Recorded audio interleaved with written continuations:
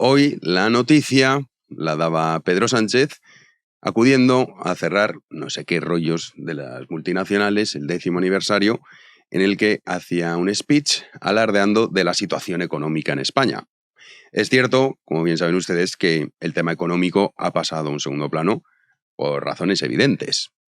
De hecho, Núñez Feijóo este pasado fin de semana sale diciendo, oye, que esto de la amnistía no nos despiste, que tenemos el problema con la inflación y bueno, sí, es un problema.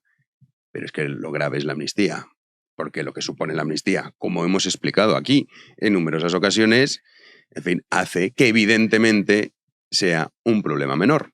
Pero no por ello no deja de ser importante la situación económica en la que se encuentra España y sobre todo la aceptación de una especie de miseria cool, que ahora hablaremos de ello, que ya normalizamos cosas que no son normales. Incluso nos intentan vender los voceros del régimen que esta nueva forma de vivir de los todo, co-living, coworking, etcétera, etcétera, es un gran éxito y que está fenomenal darse duchas de agua fría, no comer carne, etcétera, etcétera. Bueno, pero antes de hablar de eso, vamos a escuchar a Pedro Sánchez las mentiras que les contaba a los empresarios que estaban ahí presentes. Yo creo que hace 10 años la economía española pues estaba en el furgón de cola y hoy está a la cabeza de Europa. Y lejos quedan, pues viejos dogmas que afortunadamente han quedado superados por distintas respuestas que hemos dado a estas crisis sucesivas que hemos vivido durante estos últimos 4 años, ¿no? A lo que quiero llegar es que hemos demostrado que los intereses de la ciudadanía y de las empresas pueden alinearse, también los del sector público, y eso hace que nuestro país tenga mejores condiciones para ser un país impalable. Ahí están los datos, para quien quiera verlos. Creo que además en un contexto tan extraordinariamente complejo como el que estamos viviendo, el desempeño de la economía española sigue siendo razonablemente positivo. Ahí están los datos, decía Pedro Sánchez. Recuerden ustedes que España fue el último país de la Unión Europea en recuperar los niveles previos del PIB. Bueno, pues nos están vendiendo, haciendo trampa, pero claro, la estadística, a veces permite este tipo de trampas. Dicen, no, fíjate lo que crece España. Sí, claro, y fíjate lo que crece Ruanda. Cuando uno está en lo bajo, crecer mucho es más sencillo. Pero bueno, ya que le gusta a Sánchez los datos, vamos a repasar datos que demuestran si lo que dice Sánchez es verdad o, sorpresivamente, es mentira.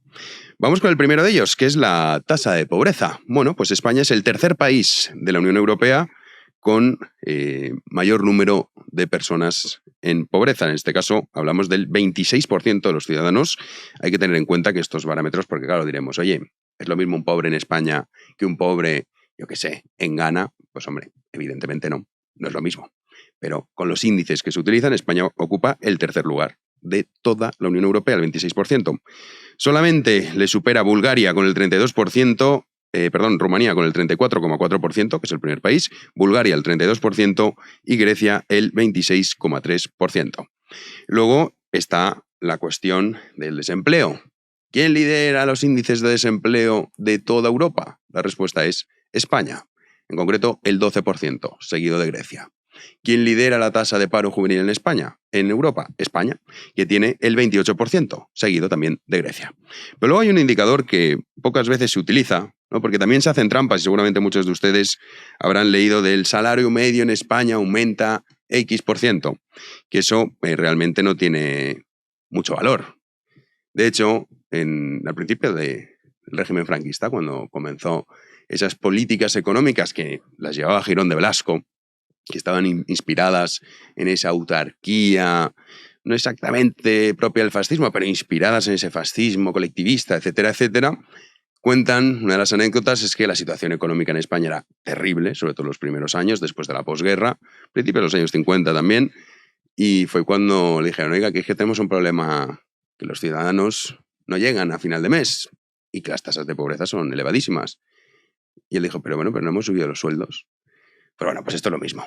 Sí, se estaban subiendo los sueldos, pero eso no implica que los ciudadanos estén mejor.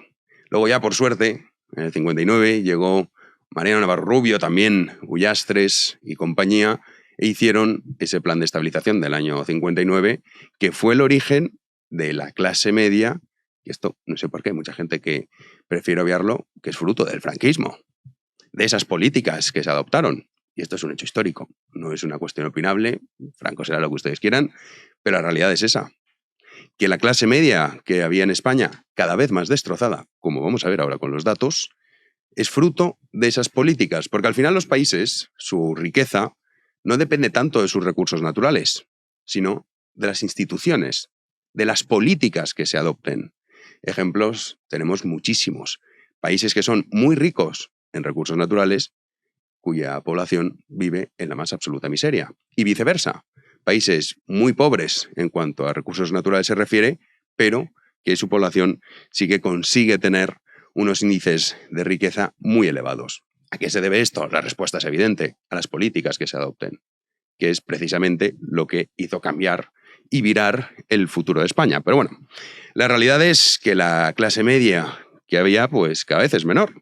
Y cuando nos preguntamos la cuestión del poder adquisitivo, es decir, no tanto cuál es el sueldo medio o cuánto ganas, esto se hace muchas veces también trampa, si ustedes ven cuando dicen, no, es que fíjate, el salario mínimo de Luxemburgo o de Australia es 3 veces el español. Tenemos que subirlo más. Sí, bueno, claro, pero también tendrá usted que incluir en esa ecuación cuál es el coste de vida. Porque no es lo mismo, evidentemente, vivir en Luxemburgo que vivir en un pueblo de Cáceres. Pues esto es igual. Pero bueno, la cuestión que es fundamental y relevante para darnos cuenta de cómo estamos es qué ha pasado con el poder adquisitivo de los ciudadanos españoles en los últimos 15 años.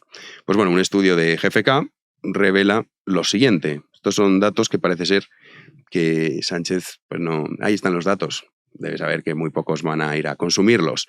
La realidad es que ha bajado un 5% el poder adquisitivo de los ciudadanos españoles el pasado año. Pero si vamos a los últimos 15 años, porque España tiene un problema económico que es mucho más grave de lo que parece, aunque lo hayamos asumido, y ahí vemos que si desglosamos por grupos de edad, y estos también son datos del propio INE, el grupo de la población entre 16 y 29 años, su poder adquisitivo desde el año 2008 ha decaído un 11,2%. No crean que la cosa mejora mucho cuando hablamos entre los 30 y los 44 años. Se ha perdido un 7,5%.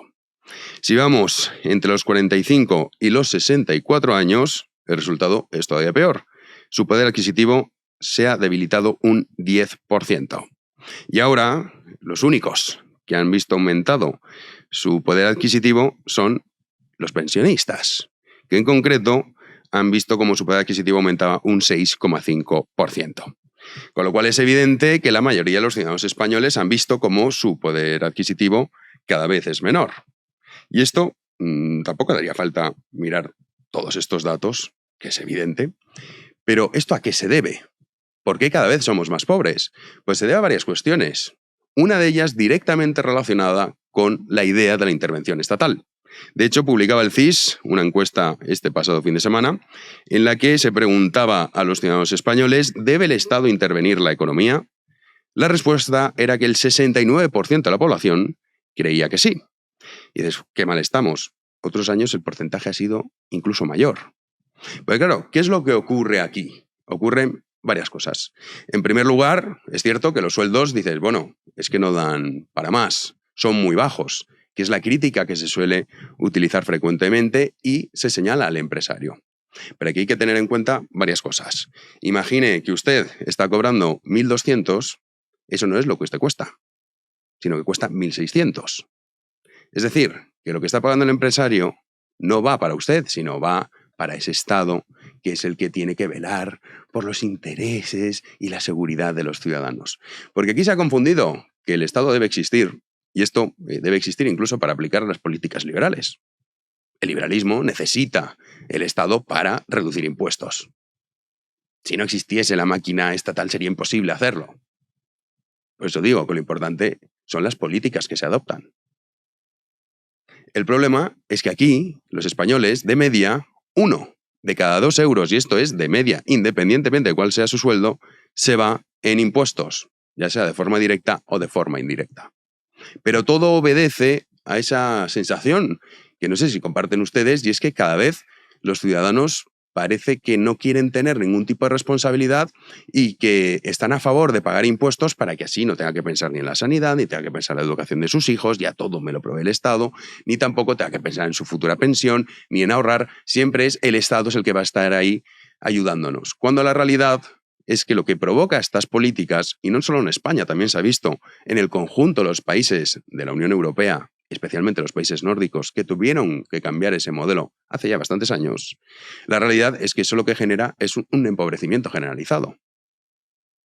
Pero parece que también aquí asistimos a una especie de sociedad en la que todo el mundo parece contentarse cada vez con menos. Y es sorprendente. Se intenta vender como grandes ventajas el hecho de no tener un coche en propiedad, por ejemplo, o una casa en propiedad. Muchas veces se nos dice que vivimos mejor que nuestros padres. Hombre, es cierto que tenemos muchas más oportunidades. Es cierto también que podemos conocer el mundo viajando por muy poco, que tenemos unas comodidades que no disfrutaban nuestros padres ni nuestros abuelos. Eso es evidente, es una realidad. Es verdad que el mundo de la tecnología y la era digital te permite acceder a contenidos que no podían disfrutar las generaciones pasadas. Ahora bien, ¿de qué hablamos cuando decimos que vivimos mejor que nuestros padres? La inmensa mayoría, sin importar cuál fuese su trabajo, podía tener una casa en propiedad. Ahora los ciudadanos españoles, y cada vez con mayor edad, se ven forzados a tener que habitar en el coworking, co-living y en todo este tipo de cos que se ponen como algo cool cuando en realidad es auténticamente es una humillación, es algo que es un fracaso. Si uno con 30 y pico años no puede independizarse, eso no es un éxito compartir piso con dos amigos. Será divertido, pero no es un éxito. El éxito y el progreso es poder tener una casa en propiedad, poder tener un coche. Por mucho que algunos nos vendan el rollo de que no, de que lo moderno y realmente lo innovador, esto es que es fascinante, es ir en bicicleta. Dice, hombre, pues ¿qué quiere que le diga? O alquilar un cochecito eléctrico por unos céntimos el minuto. Porque así no tienes que pensar en el parking, ni tampoco tienes que pagar el seguro del coche. Claro, la realidad es que antes uno pagaba el parking, pagaba el seguro del coche y podía hacer frente a esos gastos. La realidad es que como el poder adquisitivo cada vez es menor, uno no puede enfrentarse a esos gastos. Los costes que tiene la vida no se pueden hacer frente con los ingresos que tiene la mayoría de ciudadanos. Y por eso este tipo de prácticas. Pero parece que a la sociedad esto no parece importarle. Y que se conforma con estar los viernes pidiendo comida basura a través de alguna aplicación y disfrutando de alguna serie en alguna de estas aplicaciones que tantas hay, si Netflix, HBO, lo que sea, Amazon Prime. Que por cierto, ya puestos, si eso lo van a hacer, les recomiendo Planeta Tierra 3, que ha salido hace muy poco, espectacular. Pero bueno, eso está bien como un hobby, no como sustituir el ocio o el salir por no puedo hacerlo, tengo que quedarme en casa y fíjate qué feliz soy con mi hamburguesa o con mi pollo frito viendo esta serie. Esto no es progreso. El hecho de que en España haya ya más perros que niños es un claro síntoma de que hay muchísima gente que dice, no, es que no quieren tener hijos, no quieren o no pueden. Y hemos sustituido a los niños por los perros, que esto daría para otro tema. Pero cuando uno lo analiza, ¿de dónde viene todo esto? Viene de estas nuevas religiones de Estado.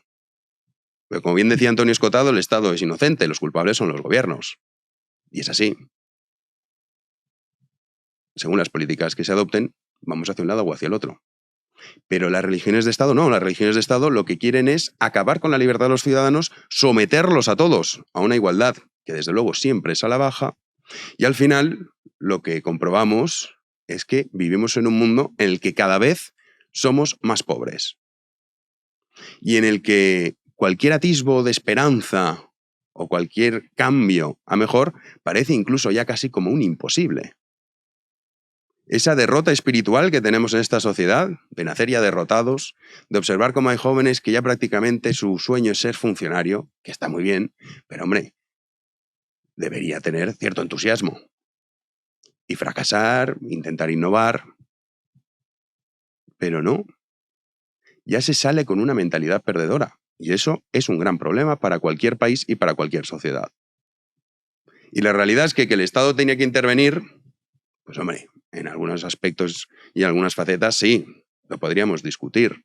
Ahora, que hayamos asumido esta esclavitud moderna de trabajar la mitad del año para pagar al burócrata de turno, es desde luego un claro síntoma de una sociedad que ha dejado de tener ilusión y alegría por vivir. Y vivir implica cosas buenas y también cosas malas. La incertidumbre es propia de la libertad. Cuando uno es libre, digamos que no sabe muy bien hacia dónde va. La vida del esclavo era muy clara. Sabía perfectamente cómo iban a ser el resto de sus días. Una persona libre no. Hoy puede estar haciendo una cosa, fracasar y se pone a hacer otra. Pero eso implica una sociedad vibrante, una sociedad con ganas de comerse el mundo. Y desgraciadamente no es lo que tenemos aquí. Y los datos económicos que estamos viviendo en España y que la cosa no pinta bien, ya veremos cómo evoluciona el año que viene, lo que nos demuestran es que los ciudadanos españoles cada vez somos más pobres y que el poder adquisitivo lo hemos ido perdiendo a lo largo de los años por un sistema que premia ese estado omnipresente y que, por supuesto, nos limita y nos elimina cualquier posibilidad de ser libres, con todos sus pros y todos sus contras. Y aquí hay dos modelos, o el modelo socialdemócrata que ha estado imperando en Europa durante tantísimos años, o el modelo liberal. Bueno, uno puede decir, bueno, hay otro que es el modelo socialista puro. Bueno, bien, sí. Sin propiedad privada y nada de esto, vale, bien. Pero la socialdemocracia es lo que ha ido reinando en esos estados de bienestar. Que la pregunta que nos debemos hacer es el estado de bienestar o el bienestar del Estado.